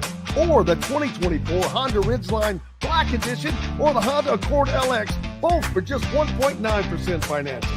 Get more to your door from AndyMooreHonda.com, Bloomington's #1 Honda dealer and your best place for new and used vehicles. Welcome back to the Hard Truth Distilling Company studios. This segment is brought to you by Hoosier Hanks East. Welcome back, Indiana Sports Beat Radio on this Monday after a great sports weekend. Everybody in action, the Colts, the Pacers, the Hoosiers, who am I forgetting? High school sports on Friday nights. It's just a football and basketball. Hoosiers, yeah. Mm-hmm. Oh yeah, basketball. As the basketball team gets a week off now, which looks like they might need it. Not for the second half performance was nice, but they need to. They're going to have to find whatever it takes to play the way they played the second half in the first half of a game. They have to play complete games. And that's because they obviously have a lot of power to do that. Looking at yesterday's game over Eastern Illinois, they just imposed their will in the second half and just shut them down because they clamped down defensively. First half, there was no defense. They were outshot behind the 3-point line, 5 of 10 for Eastern Illinois. And the 2 guys that led that charge in the second half scored 2 and 3 points total apiece. So big difference in halves, but they've got to find a way to play like that in both halves if they're going to be successful against better teams. I mean, I didn't watch it. I just saw this box score. I looked at the box score at the first half. I mean, I'm not paying for Big Ten Network Plus when I'm not covering college ball anymore. Exactly. It just struck me as they must have just decided to win it, right? I mean, it was just a case of, I mean, you see that from time to time, and we can make it more complicated than it is, but it just seemed like they just weren't. I think Woodson said they just weren't awake yet. You know, like this does happen, you know, in early stages of seasons when you're playing somebody that doesn't, you know, like light your fire. That you don't find that interesting, and you're like, well, we're better than them, you know, like this is going to be easy, like get me to this next one. And it's college kids, and they're like, they get to halftime, and Mike's like, well, would you like to play at some point in time, you know, like wake up and be yourselves again? And it seemed like they really did that. I mean, I think I checked back in the box score at like, I just checked it on stat broadcast at like the 8-minute mark, and they were already up by 30. It's like, okay, well, I think I see what happened here, more or less. Yeah. I mean, obviously they're not good enough to do that. Like frequently, they're not good enough to do that against anybody that's any good. That seems pretty clear. Again, I haven't had a chance to really watch them yet. I haven't had a chance to see how they function. But that's just obvious by looking at that trajectory that you go from playing around with Eastern Illinois to just absolutely hammering them in the second half. You know, that you're not going to get away with that against a lot of teams. But, you know, like I've seen good teams do that early in the year against teams that are that bad, and that doesn't portend that they have a problem. But then again, I've seen it the opposite way. I've seen that that's a warning sign that if you're not coming in and blowing those teams out right out of the gate, you know, that somewhere down the line you see either the team isn't as talented or it isn't as locked in as it needs to be. But it doesn't mean anything necessarily, but all it means is they didn't take it seriously enough in the first half, and they saw what they could do once they take it seriously enough. Yeah, to put that in further perspective, at the half, Eastern Illinois was shooting, let's see, they were 16 of 27, so that's not quite 50%, but they were 50% on the field goals. It's definitively better than 15%. 16-27 is like 60, 56, 58. And then Indiana was 29%, but also 16 of 28. So they were close in that regard, but it was the 3-point shooting that kind of pushed Eastern Illinois ahead in the first half. But then if you look at the overall game, Indiana catches fire, and at the end of the game, Eastern Illinois shot 37% overall, and Indiana up to 61% kept it there. And they in the second half was just run after run for Indiana. I mean, they were just going on these big runs, and it was quite the opposite for Eastern Illinois, where they had just shut them down, specifically in the paint. At the end of the first half, I think it was 26-18 points in the paint. And by the end of the game, it was like 56-25. So they just shut him down there, which they should be doing. You've got McKenzie and you've got Malik Renew and Umar Ballo roaming in there. And then you add McKenzie and Mbako now. And Don mentioned this earlier, his ability and desire to drive to the rim, in addition to standing out there and knocking down shots. Right. No, I mean, basically, when you've got those three guys, a team like Eastern Illinois is not going to have an answer for you. I mean, again, I didn't see them. I don't know exactly what they had. But yeah, that's where you're supposed to, as the bigger program, be able to impose will, is when you've got guys of that size. It's just, okay, decide that you're going to, just blow them up. And I think they were, Eastern Illinois is 5 of 30 in the second half. And like you said, 56 points in the paint. Ballo and Renew get 17 each, and Mbako was terrific with 18. This is what's supposed to happen, basically. I mean, they did what they're supposed to do. I do, so I guess my question, having not watched them, is, we talked a lot about the Mike wasn't talking a lot about the off season, about wanting to be more spread out, about wanting to play 4 out, 1 in.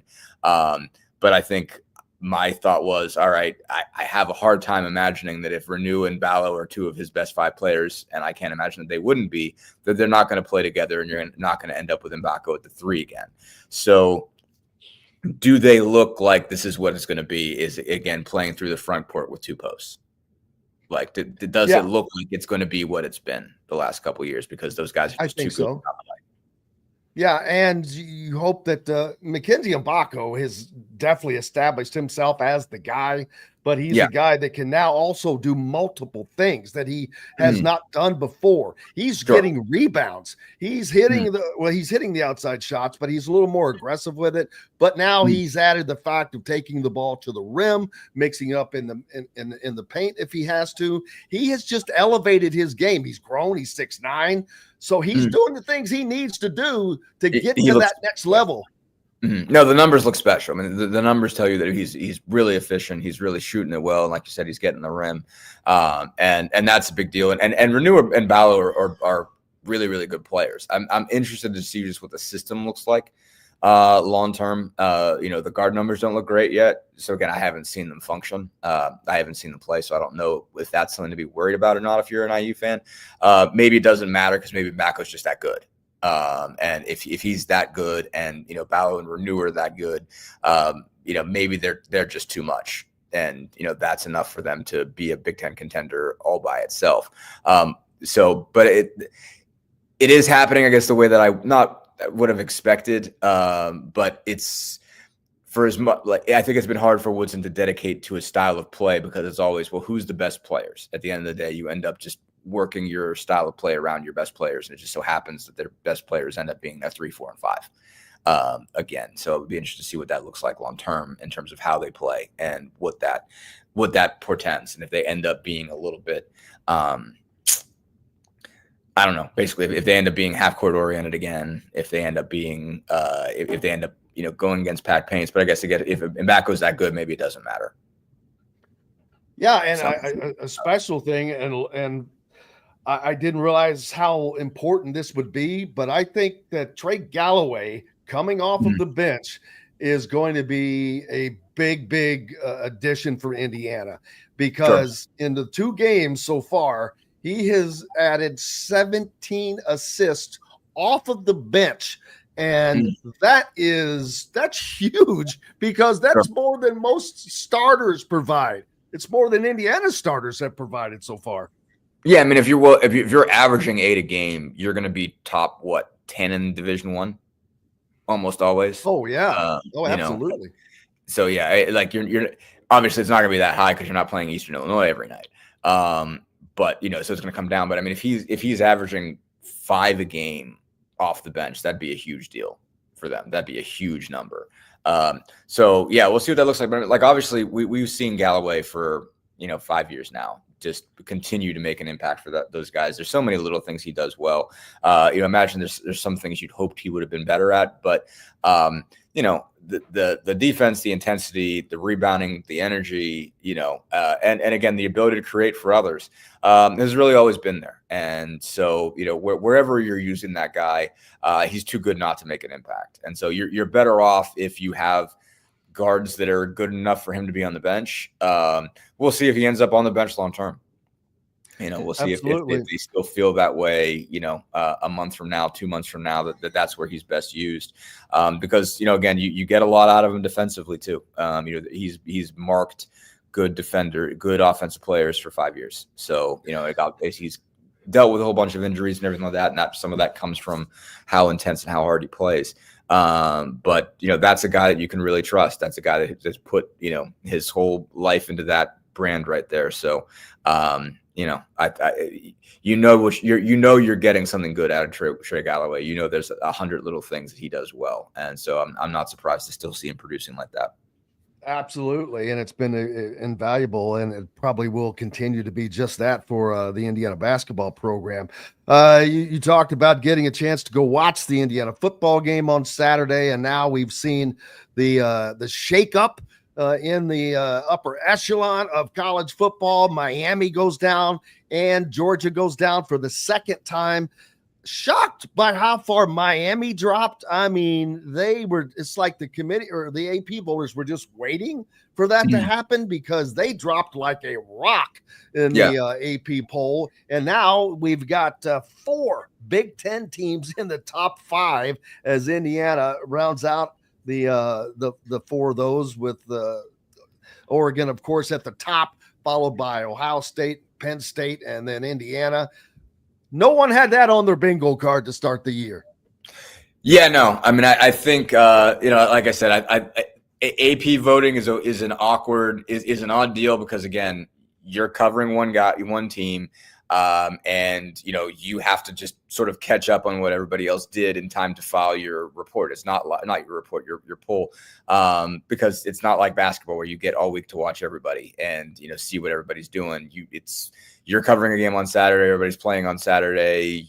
The polls due at like noon on Monday or something like that, or noon on Sunday. I mean, so you're kind of guessing. And so I'm not surprised that this is how it shook out, because I think they also now tend to tailor I probably did this too, but you tend to tailor your vote to the playoff rankings, because you're like, all right, I'm going to lean on those guys because they actually get to watch all those games. So I'm not surprised to see that that it moved this way. I'm not surprised that they said, all right, we're moving Indiana up because of what they've done. They're 10-0. I mean, it's pretty wild. They're 10-0. Oregon's 10-0, and Indiana is still behind 3 one-loss teams in Ohio State, Texas, and Penn State. Usually the undefeated teams tend to migrate higher at this point in the year. But still, they're in the top 5. They've moved up. Certainly didn't imagine that was going to be there, but you knew. I think obviously they saw Miami play with fire enough times, and so it's like, okay, the ACC is not that good. If you're really a top 5 program, you shouldn't lose in that league. You shouldn't lose to a team like Georgia Tech if you're really there. It's not the same as going through the gauntlet that is the SEC and the Big Ten now, at least in theory. Because I think one thing that we're seeing with both leagues is that you're playing a bunch of teams, but you're also ducking a lot of teams because you've got too many in there for you to play each other. So that's sort of been, I think, an interesting dynamic in this thing so far. But no, I mean, Indiana find itself in great position. I mean, I think even I think with some of those losses, I think really set them up. I don't know if you could have said before this that they're getting a playoff spot, whether they beat Ohio State or not. I think they're getting into that realm, that as long as if they only lose that game, then they're safe. They're safe as a playoff team. I think that's where they're at this point. I'd be certainly, as has been discussed, there is a brand bias. There's going to be a brand bias. People are going to talk themselves into the idea of putting, a team like Miami because it's Miami, a team like Ohio State because it's Ohio State, a team like Penn State because it's Penn State, over those guys. But I think they've played too well, but also I just think enough of other teams have lost multiple games that you're not. It's going to be a real big lift to try to get any of them in. You've only got one I think Texas is the only one-loss SEC team at this point, and so I think they're going to put some 2-loss SEC teams in, but I don't think they're going to do it at the expense of a 1-loss Big Ten team. So they're sitting pretty right now. If things go like, I don't want to say according to plan, but if they lose to Ohio State and Oregon get a rematch in the Big Ten championship game, and Indiana is done with regular season games after Purdue, and if they hammer Purdue, like I think they're really, really, really going to hammer Purdue, I think their 11-1 resume looks really good. Yeah, I agree, especially in a conference that, although it's pretty top heavy, we have to, sure. I have to admit that. And the SEC is kind of helping with beating themselves up a bit. Sure are. Without question. And they're not done. Tennessee. No. Now, one of the Tennessee against Georgia. Yeah. Yeah. And Indiana jumped Tennessee this week with Tennessee getting a win. That surprised me. Indiana a little bit does not get that, so a little surprise there. I was surprised how far they dropped Miami. Georgia maybe not, because it's a second loss and they have to go somewhere. You can't just keep shoving teams in there. And right. But the SEC will also end up with 4 teams into the playoffs. Don't get me wrong, but we'll see how it works out. But man, it has been an incredible experience covering the team and seeing this transformation that has become Indiana football, and it's wild, but this is something that I think is going to become the new norm. I'm not saying they're going to go 10-0 to start the year every season. They're not. Their schedule will change. Other teams will be good as well, but winning is going to be the new norm, I think, in Bloomington for Indiana football. I believe that. I think the other thing is another new norm is going to be you're going to much more dramatic shifts in who's good from year to year. I think that's kind of what we're going to see. I think we're going to see you're not and there's going to be a market correction when the COVID kids are finally out. It's messed up to call them that because it brings back the worst memories, but the people with COVID that year of COVID eligibility, when we get past that, we're not seeing as many 6-year guys. There's going to be a little bit of a market correction, basically in terms of, because you're having these guys where you're playing 23, 24-year-old guys as opposed to, but the portal is still going to allow you, and the NIL, the combination of NIL and the portal is going to allow you to get good fast, and it's going to lead to you falling off fast. You're going to build some of these super teams, and, maybe the next year you don't catch the same kind of breaks as far as putting the portal together, and maybe you're better the next year. You've already seen Florida State go from undefeated in the regular season to abysmal this year. You've already seen Michigan go from national champs to 5-5. And does that mean Michigan and Florida State are going to be bad next year? Sure don't. They could be right back in it again next year. They could be right back in it. Alabama, you could say, oh, Alabama lost Saban, and everything like that. Maybe they're in for a down period. Doesn't mean that. Saban left at a specific time. That was not accidental when he left, I think. It's not accidental. It's across sports. The trend is there across football and basketball. What's his name at Virginia? Tony Bennett. Tony Bennett. This is not accidental. Sure ain't. Yeah, no, I mean, these guys decided that this is going to be too much, and they're like, I'm good. I'm good. I've done enough. I've got enough money. I don't need this in my life. And because it's hectic. I mean, it's really they're gonna it's gonna be weird, and you're gonna have to evaluate coaches different.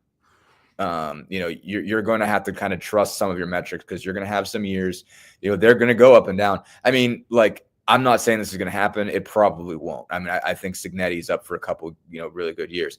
If they fall off next year and they're 8-4, nobody freak out. If they fall off and they're 6-6, nobody freak out.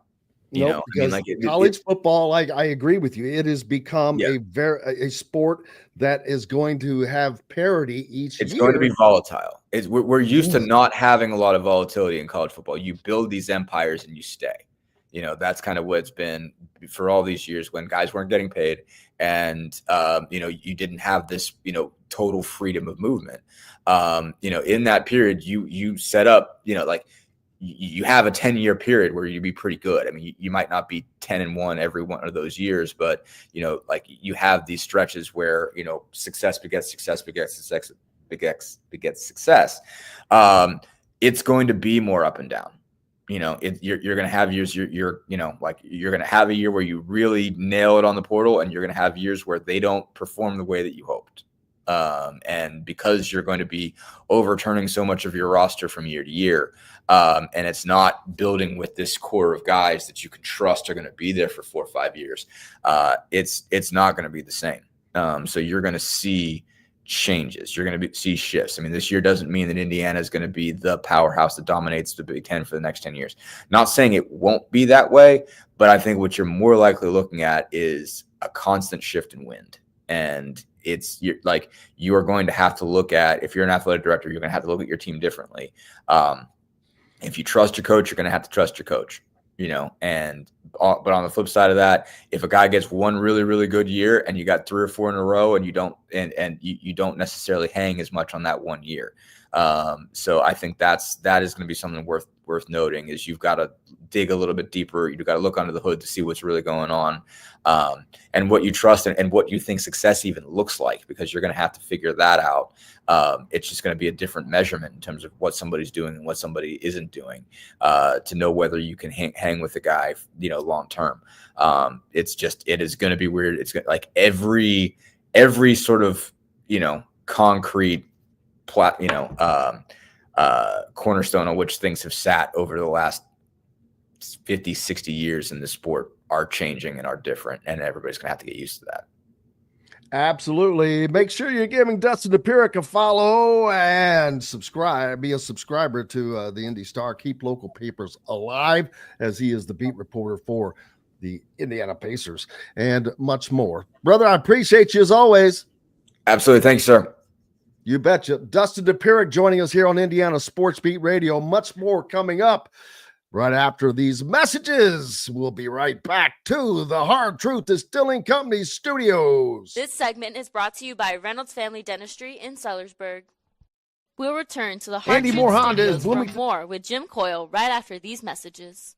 Andy Moore Honda is Bloomington's #1 Honda dealer for a reason. Buy a new Honda and get a 3-month break from car payments. That's right, no payments for 90 days. That includes the all-new, all-electric Honda Prologue, and you get it for just 0.9% financing. Or the 2024 Honda Ridgeline Black Edition or the Honda Accord LX, both for just 1.9% financing. Get more to your door from AndyMooreHonda.com, Bloomington's #1 Honda dealer and your best place for new and used vehicles.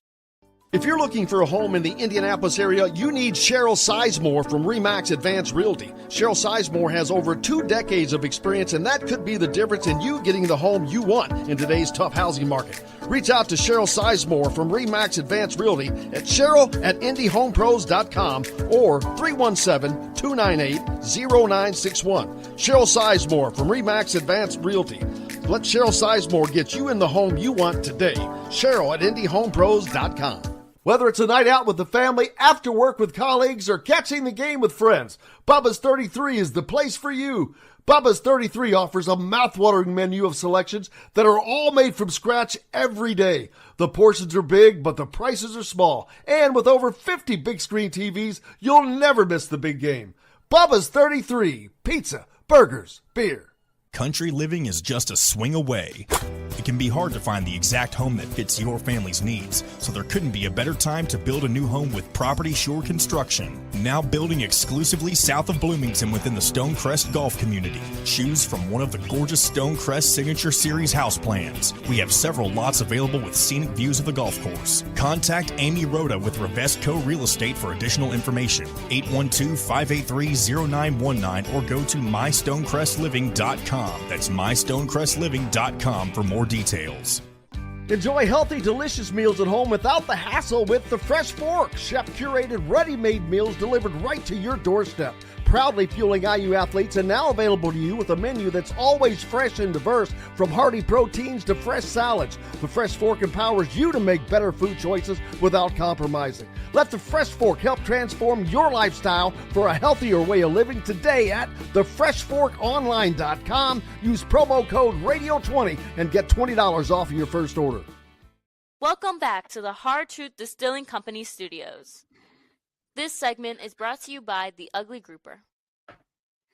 Welcome back into the Hard Truth Distilling Company studios on this Veterans Day. I want to happy Veterans Day to everyone that has served, does serve, and provides for our country. We appreciate you.